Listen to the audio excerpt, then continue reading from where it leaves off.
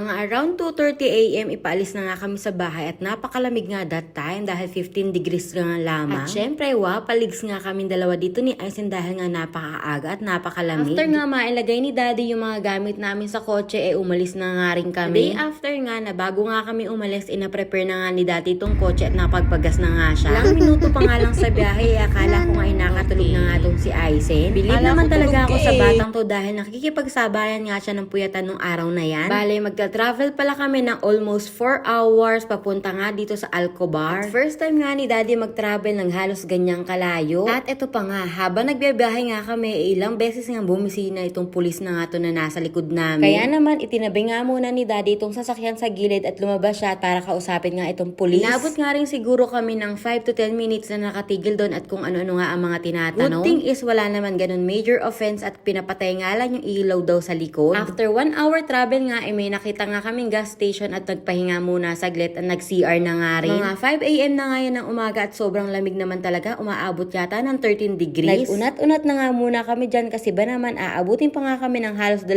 oras papunta dun sa aming pupuntahan. Anyways, dito ko na nga ikwekwento kung bakit nga napakaaga nga naming umalis. Akalain nyo ba yun? Napakabilis naman talaga ng araw at 90 days na nga kami nag-i-stay dito sa Saudi. Which means, kailangan nga muna namin mag-exit or umalis muna ng Saudi dahil 90 days nga lang kami allowed dito mag-stay. Dahil naka-multiple visit visa lang po kaming dalawa ni Aizen dito sa Saudi. Yun nga po ay para bisitahin lang din ang kanyang daddy dito. At kapag nga naka-multiple visit visa ka dito sa Saudi, kailangan mo nga mag-exit prior 90 days hanggang ma-maximize mo nga yung 1-year validity ng visa. At around 7 AM nga, nakarating na nga rin kami dito sa Alcobar na part pa nga rin to ng Saudi. Dito pala namin imimit nga yung taong magsaservice nga sa amin papuntang Bahrain. Tama nga po kayo ng pagkakarinig na sa Bahrain nga po kami pupunta at dun nga kami mag-e-exit. Pero instead na eroplano nga ang sakyan namin ay magkokotse nga lang kami papunta sa Bahrain through Causeway. Napakabait nga nung nag-service sa amin dito dahil nga binusan niya yung bintana para daw makapag-video ako. Sa sobrang bilis nga ng aming sasakyan ay hindi nga ako nakapag-video ng maayos. Tingnan niyo naman ito, napakaganda ng view. Kami lang palang dalawa ni Aizen nga yun nagpunta dito sa Bahrain dahil nga kapag kasama pa nga si Daddy ay kailangan pa nga niya na maraming papeles. Kaya naman iniwan na nga lang namin si Daddy dun sa aming meeting area at mamaya ay dun din naman kami babalik. Ilang minuto nga lang ang aming travel time papunta nga dito sa Causeway. Dahil maaga nga kami nakarating, wala nga halos tao dito. Tumigil nga muna yung sasakyan namin dito para daw mapicturean ko nga tong Departure of Kingdom of Bahrain. Dumaretso na nga kami dito sa pila ng immigration palabas nga ng Saudi. Dami rin palang mga lokal na Saudi na napunta nga ng Bahrain tuwing weekend para nga magbakasyon lamang. After nga ng ilang minutes, nakapag-exit na nga kami ni Aizen dito sa Saudi at umikot nga lang din kami dito sa Bahrain. Nagstay nga lang kami dito sa Bahrain ng mga ilang minuto at maya-maya nga ay bumalik na nga rin kami dito sa Saudi. Kung gusto nga namin ay pwede nga kaming gumala dito sa Bahrain dahil nga ang visa on arrival nga namin is valid for 14 days. Siguro nga kung kasama nga si Daddy ay pwede nga, kaya lang nga ay hindi. Kaya naman bumalik na nga lang din kami sa Saudi agad. Anyway, sa mga oras na yan, ibukas pala tong bintana ng kotse kaya naman kitang-kita nga ni Aizen itong dagat.